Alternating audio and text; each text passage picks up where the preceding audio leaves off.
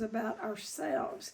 You know, part of step 3 and 4, 5, 6, and 7, that's when we really get down to the causes and conditions. That's when we really start looking at ourselves. It's much easier to look at them and take their inventory. And Bill, who penned the big book of Alcoholics Anonymous, he was very wise. I think he was very much directed in writing the steps because just a minute, in taking an inventory, you know, he said to write down everyone that we resent, so we get to do other people's inventory first. And then he kind of tricks us because later on when we do do the amends, all of those resentments go on our amends list. But anyway, steps 3, 4, 5, and 6, and 7 are mental. That's about ourselves and about us really diving deep into who we are and looking at our own character defects, and then asking God to remove them and believing that He has, and not living out our character defects. And I'll tell you, we're not going to do this perfect. I'll tell you that. And the third thing is steps 8 and 9. That is what we call our social life. That's when it really involves others, because that's when we start making amends to others. Before that, the work is between God, ourselves, and one other human being, and that's who usually is a sponsor, preferably. So that's the first 9 steps. And then after the first 9 steps, I want to read you something out of the big book about the first 9 steps. It is, I've got some scholars, some big book scholars on here that could really do this. In that sense, it's called Tinny Talks. I'm going to get to do it, but I've got some smart people on here that could really do this. But anyway, I want y'all to chime in. So, right here is what I wanted to read you. All right, so after we do the first 8, 9 steps, it says, and this is on page 83, really the program, every bit of it from start to finish is spiritual. The problem is twofold. The problem is a mental and an emotional problem and a physical problem. We have it on the mental side and then that physical side. That's the problem. Whether we have an eating disorder, alcoholism, drug addiction, you name it. It has a physical component and then a mental and emotional component, and the main problem lies in the mind. And then the solution is spiritual. There's no other solution that I know of. You may go to other programs and, this and that and something else. I believe in therapy or I wouldn't be in the business. Good, therapy is good, but you can't live your life out in a therapist's office. This is a planned program of action, how to go, step 1 through 12 will walk you face to face up to the God of your understanding. There is no failure in the steps. So it is, I'm going to read this. It's on page 83, and this is after we have done the first 9 steps. It says the spiritual life is not a theory. We have to live it. Unless one's family expresses a desire to live upon spiritual principles, we think we ought not to urge them. We should not talk necessarily to them, incessantly to them about spiritual matters. They will change in time. Our behavior will convince them more than our words. we must remember that 10 or 20 years of drunkenness will make a skeptic out of anyone. You know, a little personal sideline there. I stayed in Al-Anon 14 years before my husband ever went to his first AA meeting. I started in October of 1968 and stayed in 14 years. And I mean, my goal was to get him sober. And in Al-Anon, I learned it wasn't my job. It wasn't my business. My business was to, between me and the God of my understanding. And I believe God had to get me out of the way first because, I tried to play God in my husband's life. But I just want to share, when he went to his first AA meeting, and this was in his AA story. And when he passed away from Alzheimer's, one of the things he never forgot was his AA story. You know, half the time he wouldn't know what my name was, but he never forgot his AA story. And part of what his AA story is when he got up that first night to pick up a chip, he gave me as an Al-Anon the best compliment he could have given me. He said, "I don't know what you folks have done to my wife." He said, "She's been coming up here a long time and I want what she has." Mm-hmm. Now, if that is not a compliment from an alcoholic. But anyway, so, then it talks about making the amends, how if we're painstaking, you can't always fully right the wrong. But anyway, it talks about it completes step 9. It completes step 9. And then at the end of step 9, and you might hear these read at meetings a lot. If not, some people use them in morning meditation. This is a passage that you will hear for newcomers. You will hear a lot around in the rooms of 12-step programs. It's called the promises. And thereafter step 9, it says, if we're painstaking about this phase of our development, we will be amazed before we're halfway through. We're going to know a new freedom and a new happiness. Is that anything anybody would want? A new freedom and a new happiness. We will not regret the past. We cannot change the past. We will not regret the past, nor wish to shut the door on it. We will comprehend the word. Wait, I'll turn the page here. We will comprehend the word serenity, and we will know peace. Isn't that what we all want? Is just a little bit of peace. No matter how far down the scales we have gone, we will see how our experience can benefit others. This is a program of one suffering person reaching out to another one. When you're in a program, let's say maybe you don't have any addiction other than addiction to people, and that's codependency. And what will happen when you go to your first CODA meeting or your first ACOA meeting, Adult Children of Alcoholics, or your first Al-Anon meeting, like I said, you may not be an addict. But the brain of a codependent is so much like an addict because we get addicted to people where, I got addicted to a lot of things, but my first addiction was food, and then my mother and getting her sober, and then my husband. Okay, so we will see how our experience, because it's hard to try to tell somebody how to get back from somewhere you haven't been.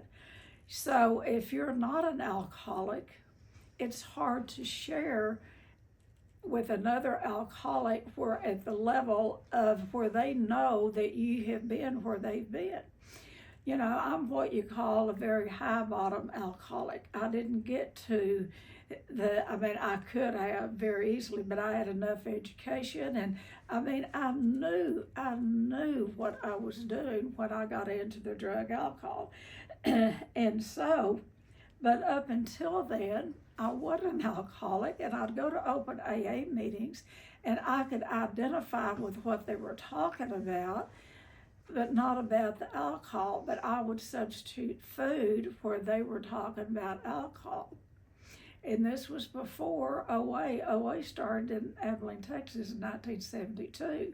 So before OA came to our area, I'd go to open AA meetings and I would listen, and I would put food in place of alcohol. It will work for anything that you are addicted to. Okay, our experience, but the point is this, our experience can benefit others. This is where the language of the heart comes in. If you haven't experienced overeating and weighing 300 pounds, you have no idea how that feels. If you haven't woke up in jail after being jailed from drugs or alcohol, you have no idea what that experience is. But you go to meetings and you're going to hear people talk your story. You'll hear that. Okay, that feeling of uselessness and self-pity will disappear. These are the promises. We will lose interest in selfish things and gain interest in our fellows. Self-seeking will slip away. Wouldn't it be wonderful if it all did all at one time? I hate to tell you, this is not just a quick fix that lasts forever and always. But these are the promises that we have to look forward to every day.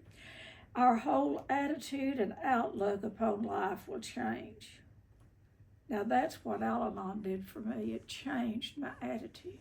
And that's really what AA is. They call it altered attitudes. Our whole attitude will change. Fear of people and economic insecurity will leave us. We will intuitively know how to handle situations which used to baffle us. We will suddenly realize that God is doing for us what we could not do for ourselves. Are these extravagant promises? We think not. They're being fulfilled among us, sometimes quickly, sometimes slowly. But I want you to hear, if you do the first 9 steps every day, they will always materialize if we work for them. Always, there's no failure in it. Okay, so this brings us up to step 10. Now, step 10 has kind of gotten a little reputation about that step 10 is you take an inventory at night and you go over your day and see, where you have maybe perhaps done something to someone that you need to make amends to. That's great. Do that in your nightly meditation. But step 10 is a working step during the day. It's doing the first 9 steps over every day. And after you learn this way of life, it becomes automatic. For instance, and I won't go into it, but I was a little hateful yesterday. Do y'all ever have hateful days? And I had every reason to be hateful, and I'm not going to tell you why I was hateful, but I was hateful. Half of the day, I wasted half the day being hateful. And finally, I had to stop.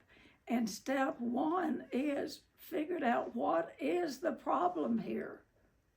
Yeah, what I was upset over is a huge problem, but I was making it my personal problem, me, which is always me. I wish it'd be you sometimes, but my problem is always something I've created. So we have to stop in the midst of acting like a fool, like I did yesterday, and ask myself, what is the problem? What is the problem here? And all I have to do is look in the mirror, and there it is. And, now other people are going to have problems, and we'll have problems with other people. But the only person that we can change is ourselves. We're the ones who have to look at our part of the problem. So step 1, that's all, is figuring out what is the problem here. And then if you're willing to give up the problem, step 2 is God's the solution. There is no other. And then step 3 is making a decision. Do you want to stay in that problem, or do you want to turn it over to the God of your understanding? And then see, these steps are made, they're living steps. And then immediately, and this is what I did yesterday in my mind, immediately go to step 4 and see, where have I been wrong? Where have I been wrong? Not you, not Misty, not it. Where have I gone wrong this morning in making myself act so ugly? Because when I get in a mood like that, I can scream to the top of my lungs how right I am. It doesn't matter how right I am, but I want you to agree with me is the problem. I don't keep it to myself. I want to gather up everybody else to agree with me. So, step 3, immediately I had to make a decision. Do I want to stay in the problem or go to the solution? And then step 4 is looking at our part, doing a moral inventory instantly. What is my part here? And step 5 is, you can pick up the phone and call a sponsor anytime. Or you can, if you happen to be in, there is my friend, look at him, Marcel, how are you feeling? So good to see you. We've been praying for you. Thank you, ma'am, doing good, glad to see you doing good. He just had some surgery. So now he's a big book scholar. Now I'm getting nervous, a little nervous with Marcia. But step 4 is, in step 10, we, do 1, what's the problem? 2 is the solution. 3, do I want to stay hateful or do I want to get into the solution? And then step 4 is look at my side of the street. What am I doing? Then step 5, pick up a phone and call a sponsor.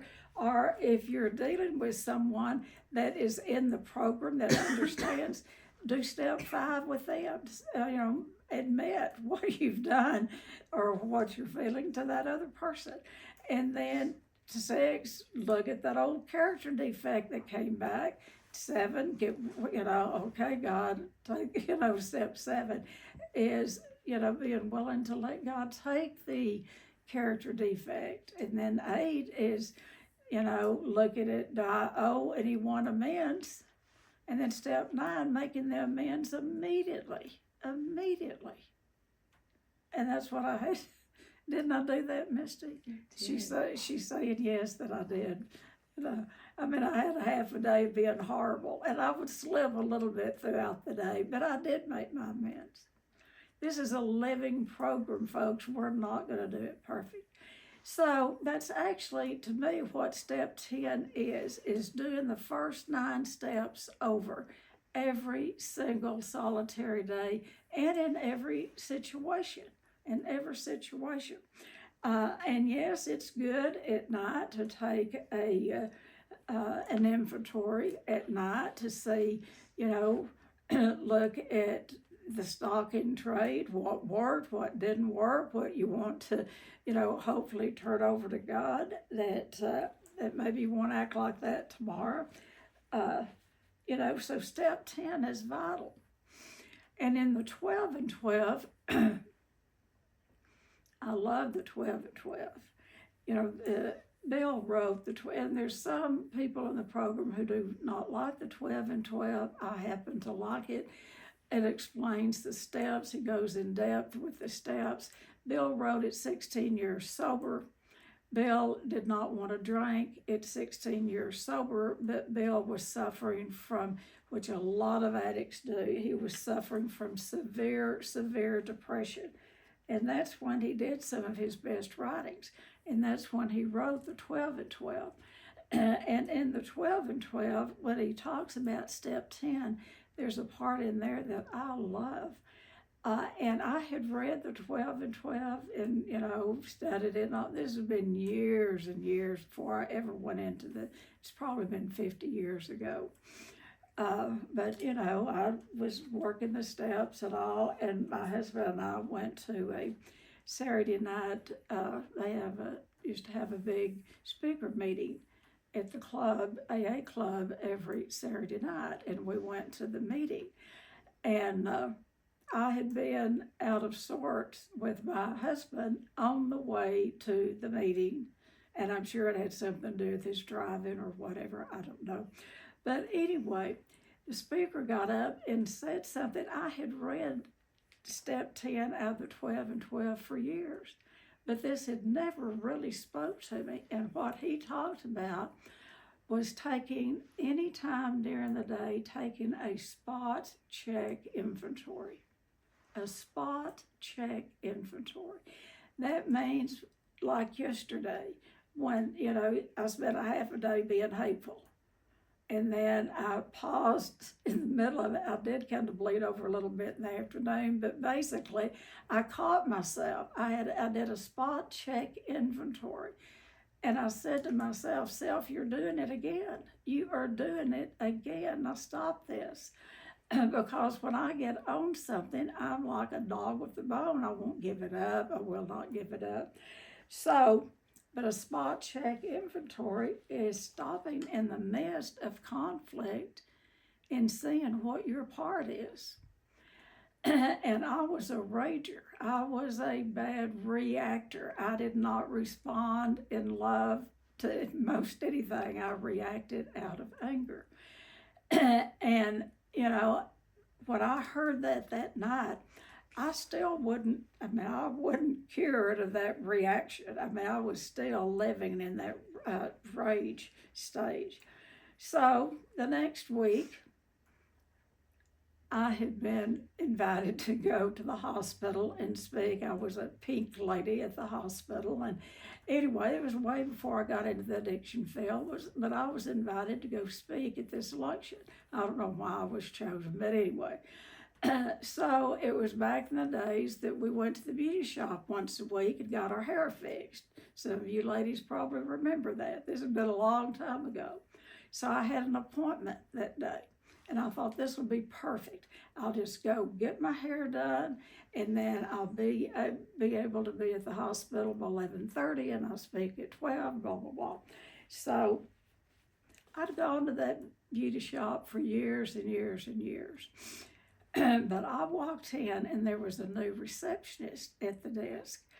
And she wanted to know my name, and, it was like that show Cheers. Everybody knew my name there, in that beauty shop for years. I was a little taken aback that she didn't know who she was dealing with.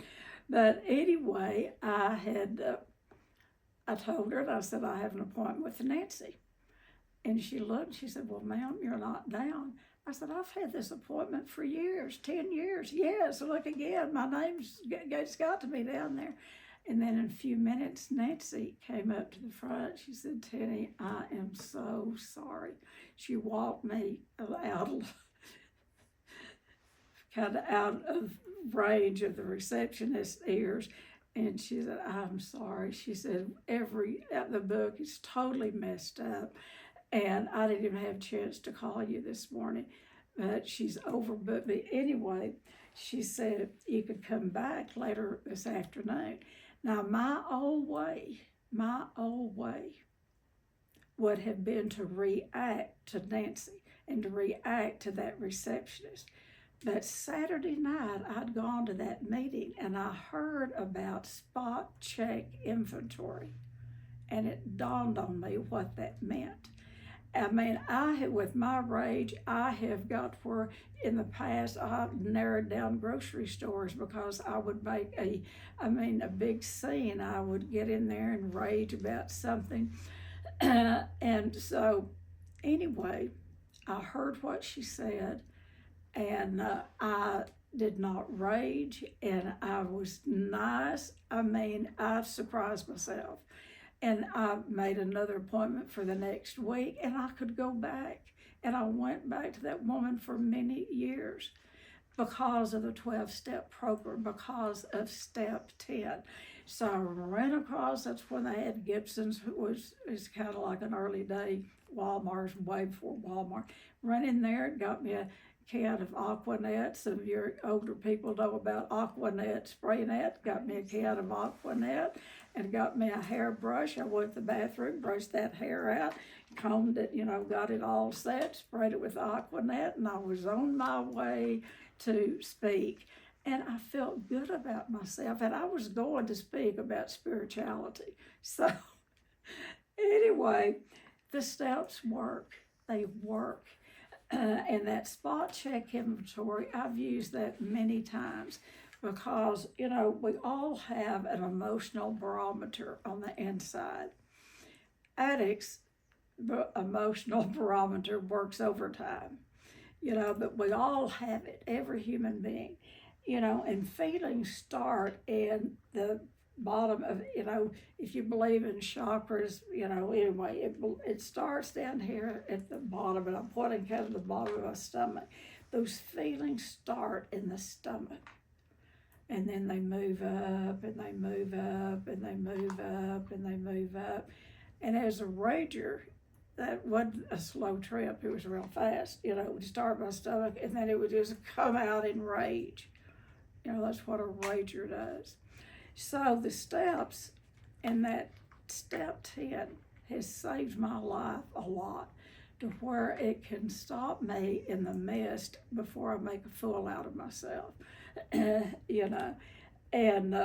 I had sat in many therapist chairs, and now I will tell you, after that, I went to treatment not once but twice. I went to a 30-day program for my eating disorder in California, and then I went to Florida for a 30-day treatment for the trauma, and then I'd go to 8 days and 6 days and 5 days, and I did that for 12 years, and I would go anywhere where I could get rid of the rage and the pain that I had carried from my childhood. My father sexually abused me till I was 13 years of age, and if that doesn't make somebody rage, what will?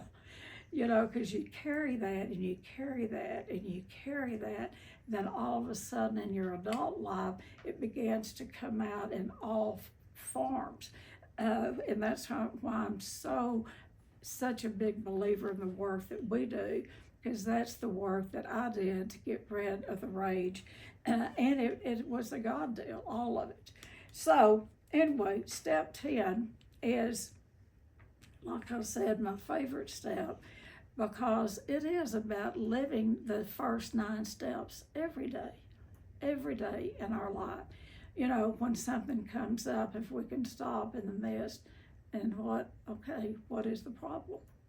Okay, God, show me. Step 2 is God. And then 3 is making a decision, and He will let us run the show. He is a gentleman. He does not rush in and take our problems away from us if we want to keep them. So, you invite God in, and then, but you make that decision in step 3. Do I want to play God in my own life, or do I want to allow God in? And that's what step 3 is making a decision. And we, I think we make it, I made it at age 8. I may had a very vital spiritual experience in a little Baptist church, Southern Baptist church, and there was singing, and they treated me with dignity and respect. And I don't know if they ever knew what was going on in my home, but I'll tell you, that little church saved my life. That's where I found God, and that's still the God that I have today. Now, He's grown a whole lot, but that seed was planted in that little girl's heart, and that's what got me through everything.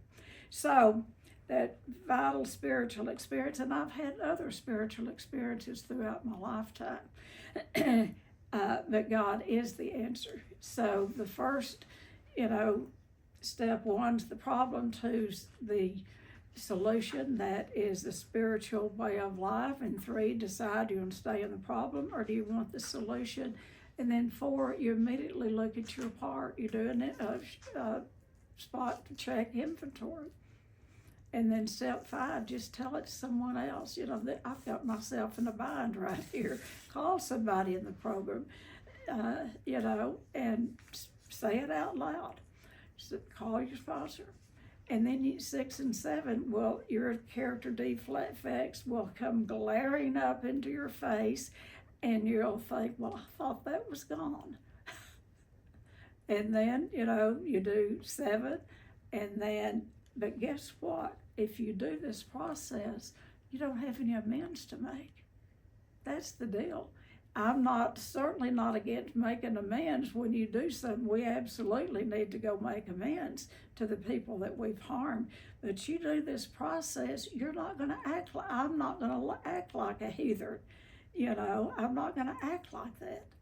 But when I do, I have a process of forgiveness that I can walk the path of those first 10 steps with God and another person. And I get forgiveness like that. And I, you know, we're forgiven, I think, to the extent that we forgive others. So anyway, that's what I have about step 10. I love step 10, and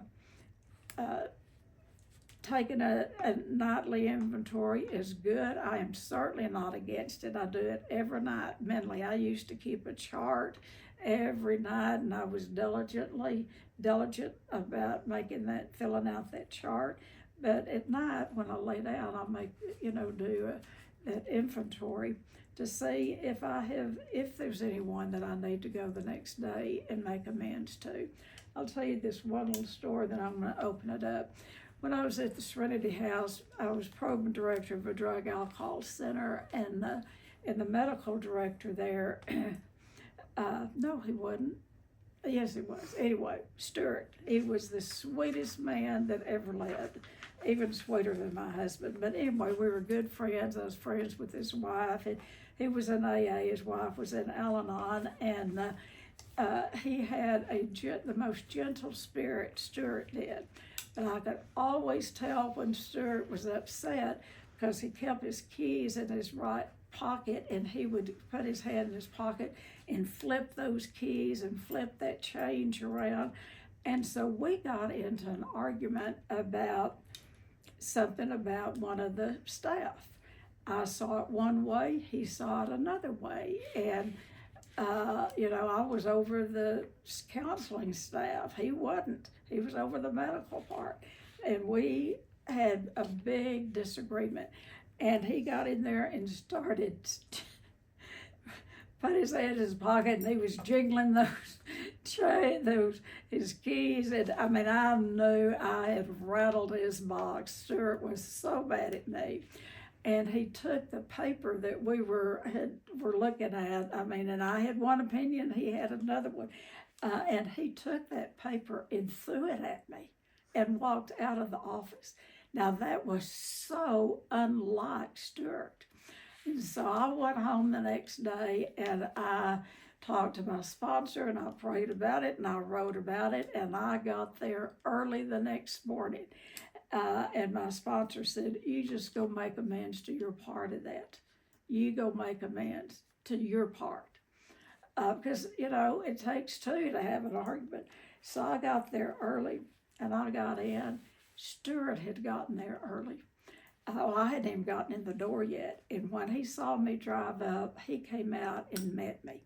And we started at the same time. I said, Stuart, I need, and he said, no, Tenny, I need to make amends to you. And I said, I need to make amends to you. So we made amends to each other and hugged. That's what the 12-step program is. You're going to have your differences, but we have a planned program of action of how, had I not done step 10 the night before, had Stuart not done step 10, we could have stayed awake all night and worried about that and gone to work mad the next morning. But that's why I love working around recovery people, because that's what you get. Because if everybody's working a program, they're looking at themselves. They're not looking at your defects. most of the time.